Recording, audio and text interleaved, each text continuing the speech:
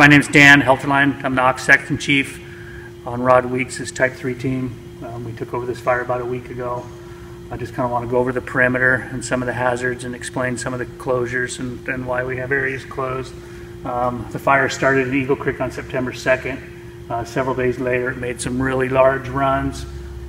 As of now, this whole waterfall corridor has been affected, and it's going to remain closed for a while. The fire burned with a pretty good intensity, and due to the steep nature of the terrain along the historic Highway 30 and some of the subdivisions here, there's been continual rockfall and snags coming down onto the highway, and it's going to probably continue to do that most of the winter. So that's kind of why some of this stuff is currently closed.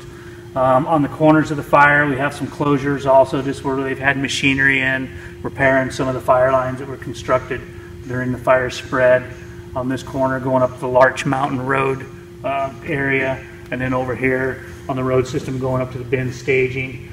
Those closures may be lifted shortly, but this one along the waterfall corridor will remain in effect for quite some time until the Oregon Department of Transportation has time to mitigate a lot of the rockfall and snags that are going to impact that highway and all the trails along the scenic parks there.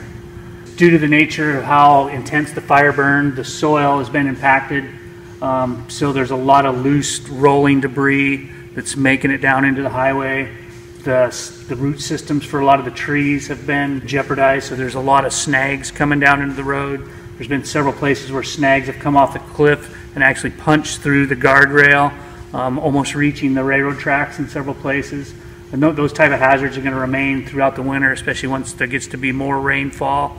And we start having some freeze cycles. Some of the stuff that's falling down here it's a very large public safety concern due to the nature of the rockfall and the hazard of the snags all through there. So we're trying to keep the public out of there just because it's too hazardous at this point to allow public in there to utilize those trails.